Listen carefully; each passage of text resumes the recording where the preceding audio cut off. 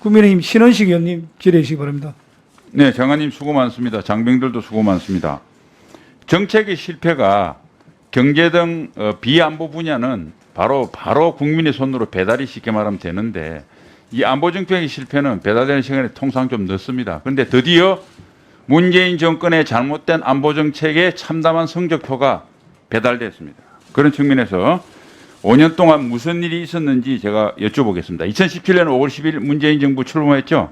예, 그렇습니다. 5월 달에 사드, 우리 국민을 보호하기 위한 사드를 보고를 갑자기 안 했다고 보고 누락이라고 엄청난 소동을 일으킵니다. 그런데 사실 알고 봤더니 보고 누락이 아니었습니다.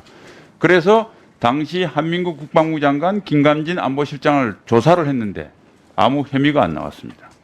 바로 그 한 달 뒤에 6월 9일 인제에서 바로 이 문제의 무인기가 떨어진 채 발견됩니다. 그런데 이것은 5월 2일 날 벌써 북한에서 출발해서 성주 사드 기지를 촬영을 하고 인제에서 떨어졌습니다. 37일 동안 우리 군은 깜깜이었습니다. 그렇죠? 예, 맞습니다. 예. 그 뒤로 문재인 정부는 과연 무엇을 했는지 장관님께서 이번에 다시 한번 확인을 해서 저한테 별도로 보고해 주세요. 제가 본인이 알기로는 당시 사건이 나고 합참에서 보고한 내용에 대해서 문재인 청와대는 거의 추진한 게 없습니다. 다음은 골든타임을 이렇게 해서 5년간 놓친 것보다 더 식강한 게 9.19 합의라고 생각합니다. 장관님 어떻게 생각하세요? 예, 상당히 많은 영향을 미쳤다고 생각합니다. 북한은 대남 도발 역량을 자유롭게 전방위로 강화했는데 우리는 손발을 꽁꽁 묶었습니다. 무인기만 한번 봅시다. 2014년 최초로 무인기가 떨어진 거 발견된 이후에 2015년부터 16년 사이에 대략 6번 정도 MDL을 거쳐서 북한 무인기가 전선 지역에서 MDL을 남하했습니다. 장관님 기억나시죠? 예, 그렇습니다. 예. 그때 그 무인기를 발견한 게 대부분 우리 GP하고 AOP 대공 감시소였습니다. 그렇죠? 예, 그렇습니다. 그런데 9.19 합의에서 GP 11개 없앴습니다. 그런데 더 심각한 것은 그때 무인기를 발견한 GP도 없어졌다는 겁니다. 즉 없어진 11개 GP에 그 GP도 포함된 겁니다. 그 다음에 국방계획 2.0으로 묻지마 병력 절약을 하느라고 우리 전방군단 사단 해체되니까 AOP가 거의 형해화됐습니다.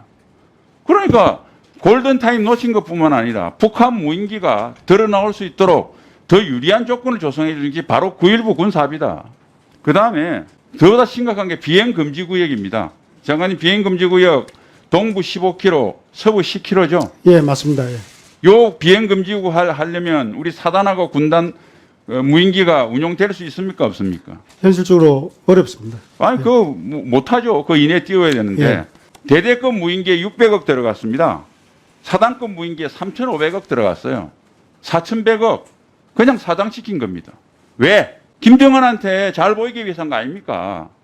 이렇게 해서 5년 동안 우리 국민을 보호한 사드에 대해서는 그렇게 정상 운영 못하도록 방해를 하고 북한 무인기에 대해서는 모르쇠로 하다가 그나마 그에 대응하는 우리 손발을 묶었다. 그 성적표가 배달된 겁니다. 그 정책에 그 정권에서 이러한 행위를 한 사람들이 어떻게 손가락짓을 할 수 있나요? 저는 내로남불이라고 봅니다. 장관님 어떻게 생각하세요? 예, 그 말씀하신 2017년 북한 네, 알겠습니다. 뭐 장관님 대답하기 어려웠을 거니까 제가 총괄적으로 나중에 질문을 드리고요. 마지막 질문 하나 더 하겠습니다. 이번에 비례성 원칙에 입각해서 우리 무인 정찰기를 북에 투입을 했죠. 예. 장관님 그러면 우리가 휴전 이후에요. 북한의 무장공비, 잠수함 뭐 여러 번 침투나 도발이 있었는데 우리가 역으로 북한 지역에 이런 걸 보복을 한 적이 있습니까? 똑같은 비례성 입각에서? 예, 없었습니다. 이번에 기념비적인 사건입니다. 예. 제가 마지막으로 이렇게 말씀드리겠습니다. 방공작전은 방패입니다. 방패가 아무리 좋아도 저걸 억제시키지 못합니다. 왜냐하면 도발했다가 실패하면 밑져야 본전이니까요. 창이 있어야 됩니다. 이번에 윤석열 정부가 휴전 이후에 북한의 도발 역사의 종지부를 찍을 수 있는 제대로 창을 썼습니다. 굳이 비견하면 2015년 북한의 목함지뢰 사건 때 우리가 대북 심리전을 재개함으로써 북한을 처음으로 제대로 굴복시켰습니다. 북한이 유감 표명하고 재발 방지를 약속했습니다. 이번에 창을 썼습니다. 이걸 보다 확대시켜서 북한으로 하여금 우리 오히려 무인기가 이번에 무인기 부대도 만드는 드론 부대도 만드는데 오히려 더 강력한 비대칭 전력으로서 만들어 주시기 바랍니다. 예, 알겠습니다.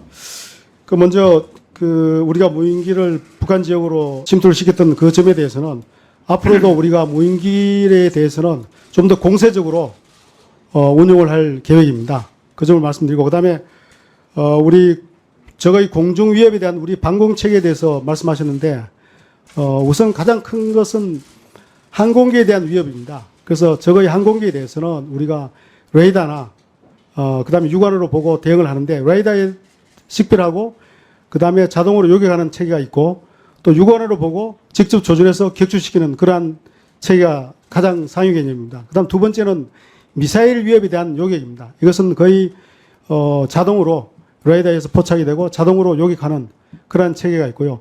그다음 좀 더 낮은 단계로 내려가면은 6m급 이상 정도의 소형 무연기에 대해서는 우리가 레이더에서 자동으로 요격하거나 또는 육안으로 보고 직접 조준해서 격추하는 그런 수준의 대응 체계가 있고 이 말씀드린 세 가지 수준은 우리 능력이 상당한 수준으로 되어 있습니다. 그러나 이번에 3m 이하, 특히 이번에 2m였기 때문에 그 소형 무인기에 대해서는 우리가 사실상 최적화된 대응 체계가 미흡합니다.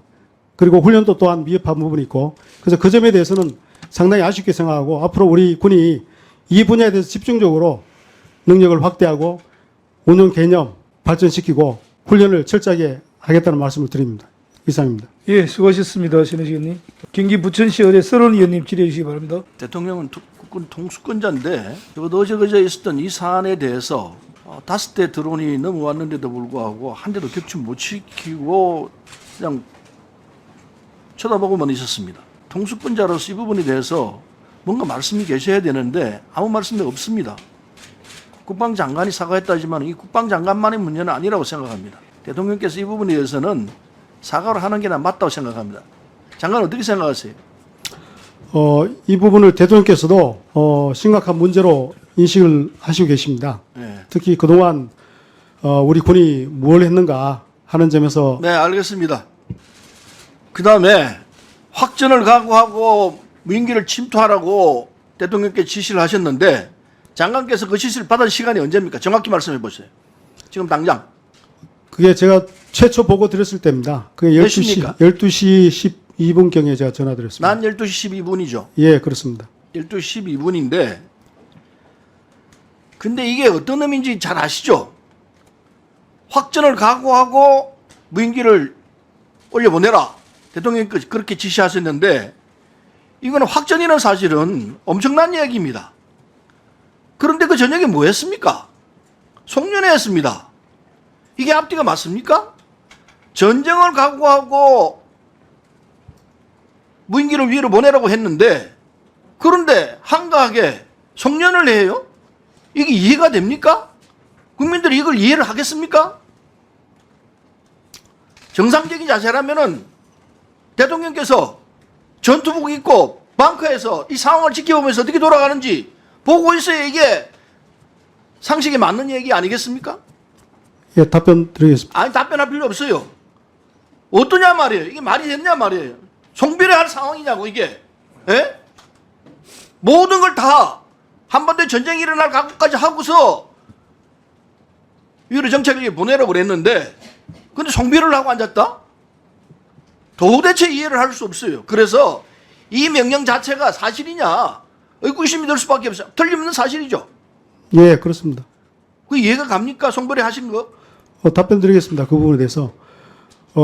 그 대통령께서 만찬하신 그 시점은 실질적으로 상황이 다 종료되고 정리가 된 시점으로 이해하시면 좋을 것 같고, 저희들이, 뭐 확전 각오하면서 공세적으로 무인기를 운영한 그 부분은 물론 당연히 그런 각오로 했던 것은 사실이고, 그러나 우리의 안전, 자, 요의 됐어요. 가능성 알겠습니다. 충분히 검토를 한 후에 알겠어요. 했습니다.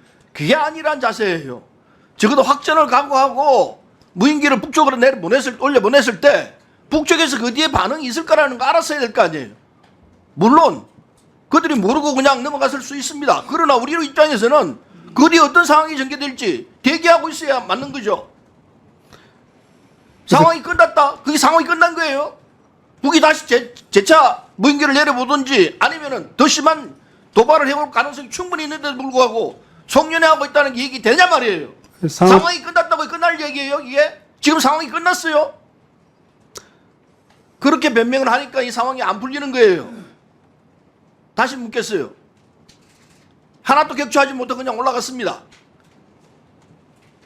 더군다나 용산까지 왔다는 얘기도 있는데 아마 북쪽에서 용산에서 찍은 용산 사진을 내놓으면 어떻게 할 거예요?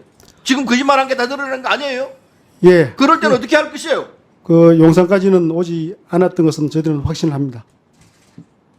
그 단계별로 그 감시 자산들에 의해서 다 확인이 됩니다. 그렇기 때문에 말씀드리고 그다음에 상황 평가를 저희들이 해서 그렇게 판단을 했기 때문에 일정이 그렇게 되었다 이렇게 말씀을 지금 드리겠습니다. 상황 평가 하는데 그 상황 평가라는 것 자체를 신뢰하기가 쉽지 않습니다. 좀 두고 봅시다. 어떤 상황이 전개될지. 다음, 우리가 무인기를 북쪽으로 보냈을 때 어디까지 올라갔습니까?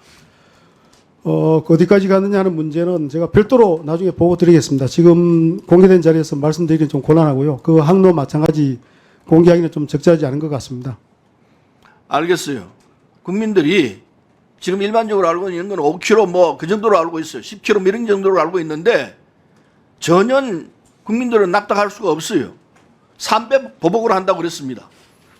그러면 용산까지 왔다고 가정한다면은 어디까지 가야 하나? 뭐 뻔한 거 아니에요. 예, 뭐 저희도 국민을 속여서는 안 되고 속일 수도 없다고 봅니다. 그래서 의원님께 그 부분은 별도로 보고 드리겠습니다.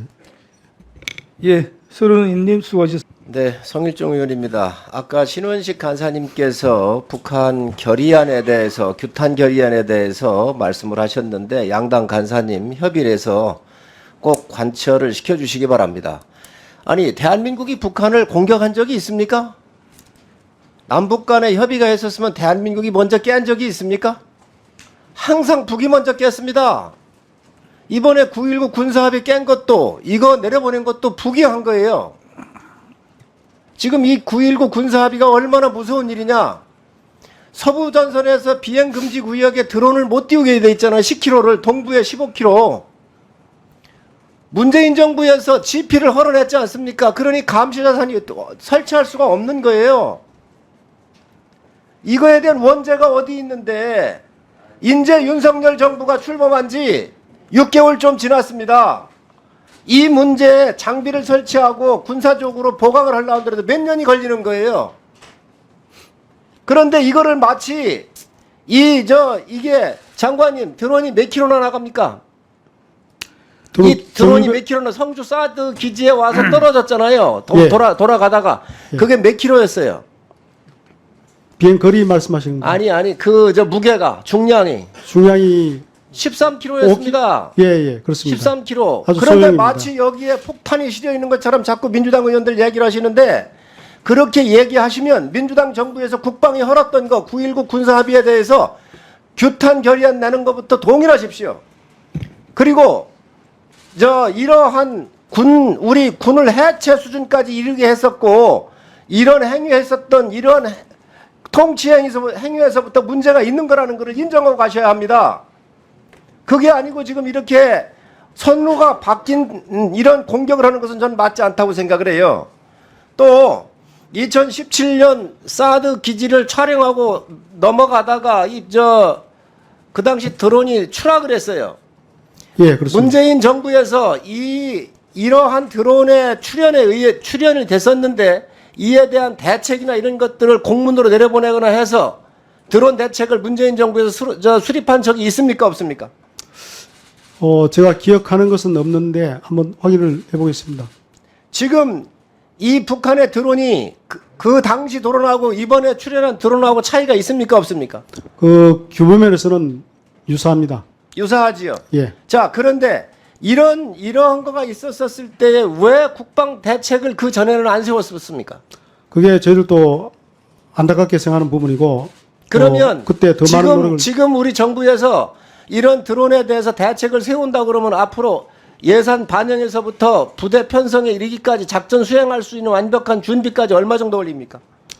지금 일부 이제 추가 그 소유로 2개 이상 포함을 시켰고, 특히 소형에 집중해서 좀 더 많은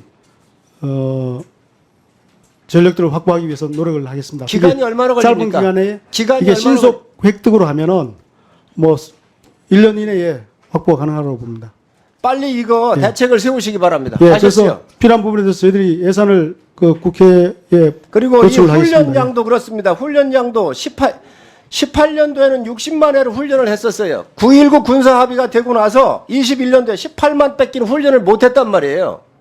이 국방의 약화, 군의 해체 수준까지 가게 돼 있는 것은 이게 문재인 정부에 오는 거로부터 다 함께 축적된 것이지, 이게 출범한 지 6개월밖에 안 되는 윤석열 정부에 이걸 책임을 돌린다는 게 여러분들 부끄러운 줄 아세요? 에? 들으세요. 사실이잖아요.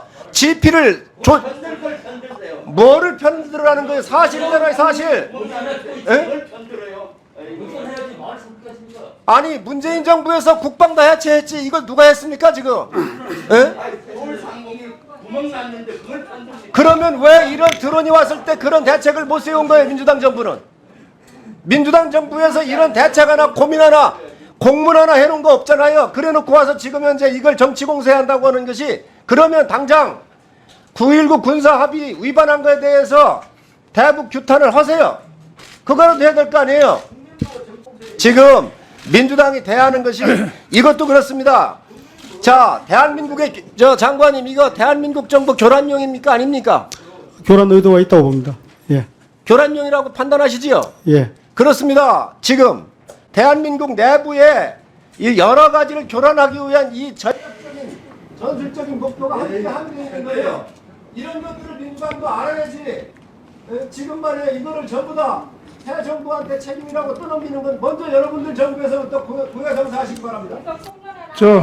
저 마무리, 예, 마감해 주세요.